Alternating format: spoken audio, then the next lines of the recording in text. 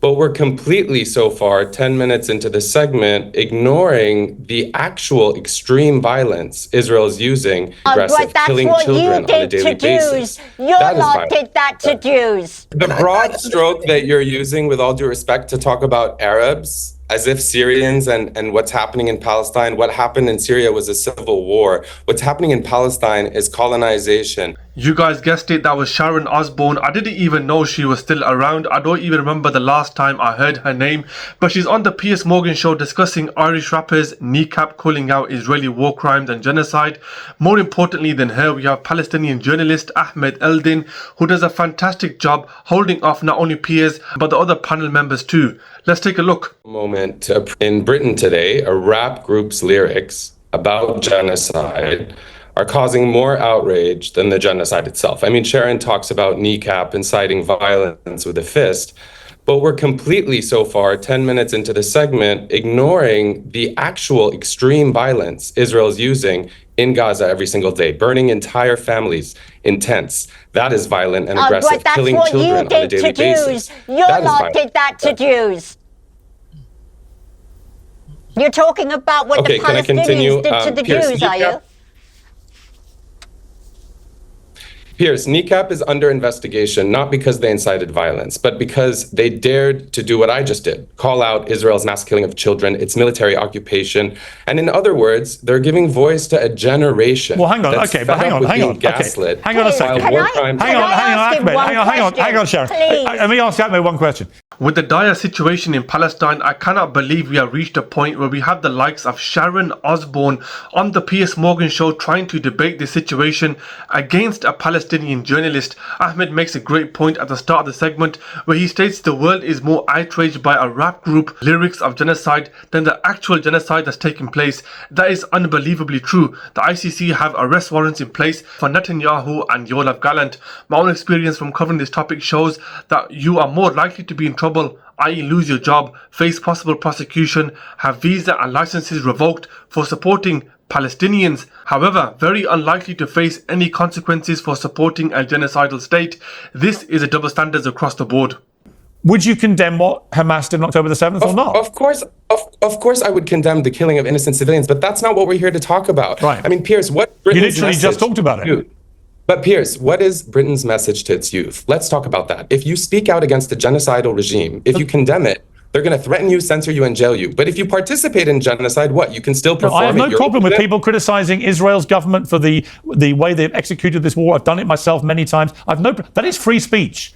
Ahmed hits a nail on the head. What are we teaching the next generation? That speaking up against genocide gets you in trouble and participating doesn't. Let me just remind everyone that Piers Morgan and Piers Morgan Uncensored is owned by Rupert Murdoch. I find it extremely misleading that Piers comes into these debates stating he is giving an equal voice to both sides when it is blatantly obvious. How can that be possible when your master is one of the biggest supporters of Israel and its genocide? That's what free speech is about. Where I have a problem, Ahmed, where I have a problem, and you're trying to dive around this. The reason that kneecap are in trouble has got nothing to do with them just criticizing Israel, and got everything to do with the clips that came out after their Coachella performance, when people discovered that only in November, 4 months ago, they chanted "Up Hamas, Up Hezbollah," supporting and that whether I support that or not, Piers, what I'm saying is irrelevant to the discussion. I think we can agree on this. It's not irrelevant. It's obviously completely irrelevant to the discussion. No, it's not. Let me tell you why it's not. Let me just give me a chance. It's the whole point of a discussion. If you just wouldn't interrupt me the way you let Sharon talk for a little bit. I mean, the UK media and political class have spent 72 hours scrambling not to condemn Israel's starvation siege, not to prevent weapons from reaching a government that is committing genocide, that is bombing children, killing them daily, ripping them to shreds, and it's all being documented. But they're trying to ban a band from festivals, from Spotify. And what have they chosen to ignore? I mean, Israel has now blocked every single truck of food, water, fuel, and medicine from entering Gaza for 60 days. The US, like many world powers, are enabling the violation of international law, aggression, violence, daily violence that is unprecedented, according to not just NGOs. I mean, they're ignoring you. All right, but just to be clear, For a second there, I thought Piers was going to drop a bombshell, but then he comes out with "Up Hamas, Up Hezbollah." What does that even mean? You're telling me that all this nonsense is over 4 words? That can mean absolutely anything, and to hear that the anti-terrorist police is investigating is an absolute joke. I've seen so many of these discussions now, and the lack of interest in what's happening to Palestinians is nothing less than shocking. I do these videos not because I find any of these characters interesting, but because I'm so sick of the lies and misinformation being told by the media to the public. I don't have a problem with them supporting anyone they want to support because that's under free speech protected. With no accountability. What about Israel's accountability? You want us to stop playing whataboutery. I'm asking you specifically. Piers. I am here as a guest, as a journalist, as someone who is a former professor at Columbia. There are people being jailed and disappeared off the streets for speech. They are being held accountable in a way that Israel has managed to evade. Well, actually, they're being held accountable.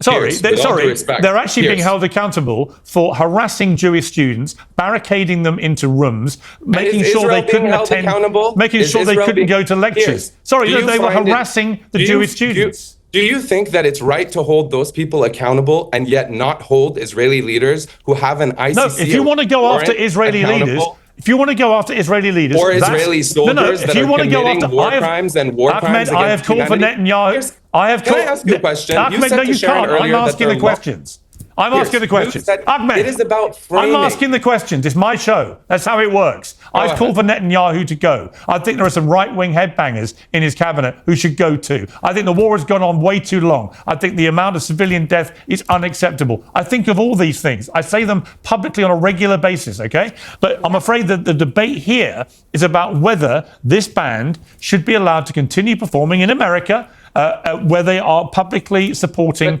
terror groups, and at the moment you don't want to answer that. All you want to do is keep saying, but what about the Israelis? Give me a chance. The violent rhetoric can be problematic, but it is far less problematic than the violence we are witnessing every day. And so if we're here to talk about whether kneecap should be held accountable, I'm simply positing, is it more of a priority for any society, any civilized society? All right, but it's a point of view. Hold people accountable. Let me bring in. All right, let me bring in the other guest. Violent or for the daily murder of children. If you made the point and you made it forcefully.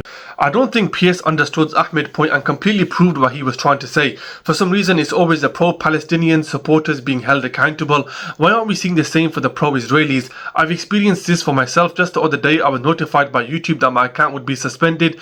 However, the Zionist channels that I watch splurt out hate all the time with zero accountability. Ahmed is doing a fantastic job, but I just feel like he's trying to flog a dead horse. Clearly in this debate, there's no interest in what he has to say, and he's been invited for pure drama. The broad stroke that you're using, with all due respect, to talk about Arabs as if Syrians and what's happening in Palestine, what happened in Syria was a civil war. What's happening in Palestine is colonization, is land grabs, is annexation, is ethnic cleansing, and it's been happening for decades. That has not been happening in Syria for decades. What happened and what we're discussing did not start on October 7th. Piers, the British media, the British media is currently dissecting these videos, the ones that, completely ignoring Israeli snipers blowing out children. I mean, there was a 250-page UN report documenting how Israel's elite sharpshooters deliberately targeted children, medics, journalists, and continue to do so.